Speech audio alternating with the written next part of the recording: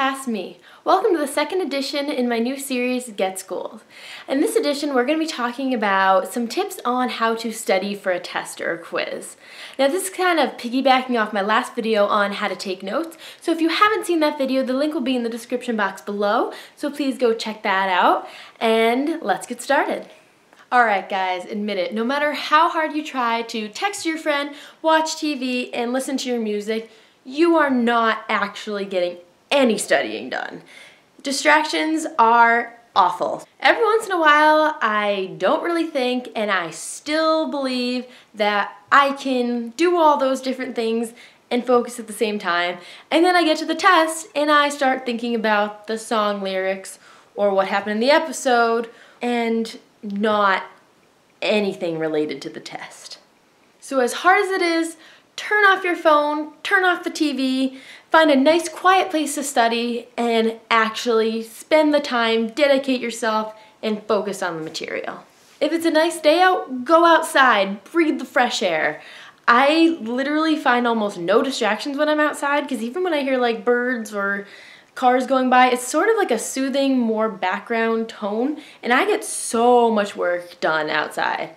Now at the moment where I live, there's like 4 feet of snow, so I can't really go outside. So in that case, I just go in my room and kind of hope for the best. But definitely if it's warm where you live, or there's a nice kind of outdoor place if you have a patio or anything like that, definitely find a place that's quiet, relaxing, and that is free of distractions. So in that video about taking notes, one of the tips that I talked about was using a highlighter or a different colored pen and just going through and underlining or highlighting the important information that you pretty much know is going to be on the test.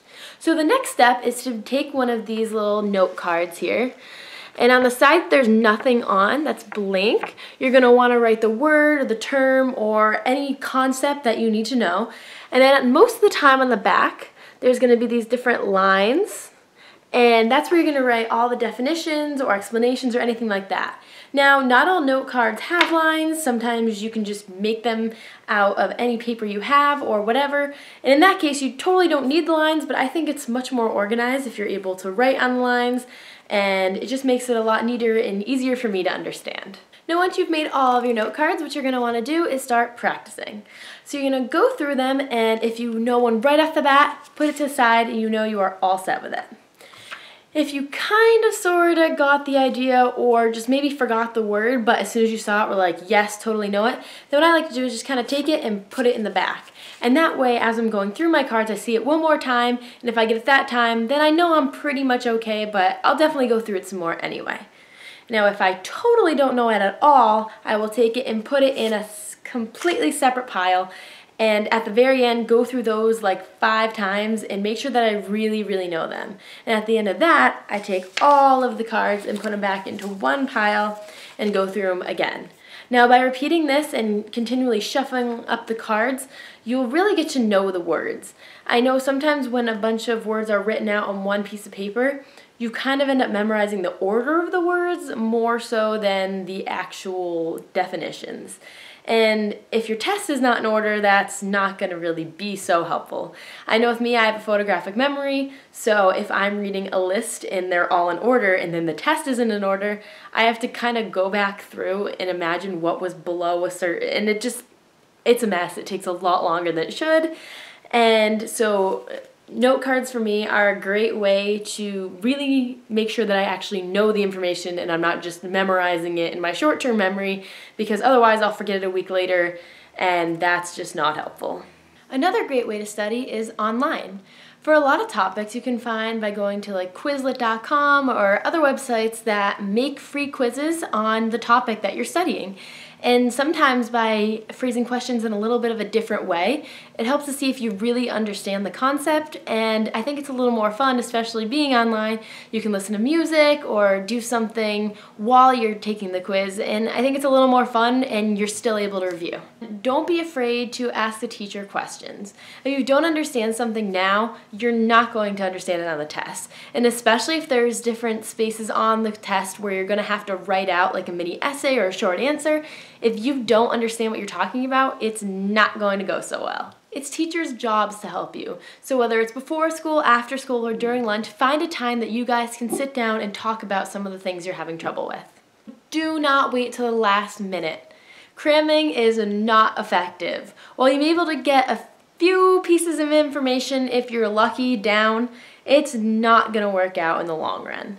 And say for some reason you are able to get through the test, you didn't really learn the information, and in the long run, you're not going to be able to remember it on a final or in the rest of your life at any other point when you'll need it. It's just not going to work out.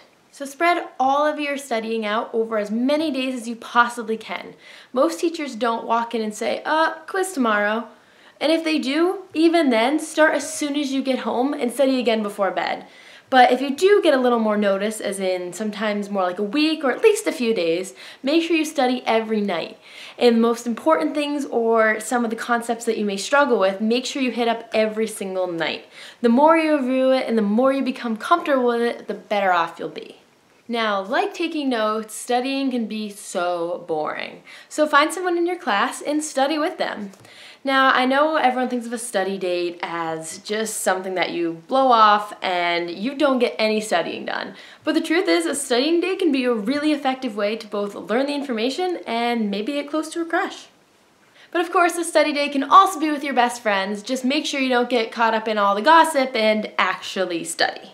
But no matter who you work with, just talking about a subject to someone can be super helpful in really making sure that you understand what you think you understand, and maybe that person can even correct you on a few things if you're wrong. Unfortunately, you can't always have a good friend in your class. So another way you can do it is by taking a whiteboard. By taking a whiteboard and some markers. If you haven't noticed the pattern already, I pretty much always write in color. And basically what you're going to want to do is teach yourself. And that sounds a little weird because basically what you're going to be doing is writing out some of your examples and pretending to be the teacher and basically talk to yourself and teach yourself.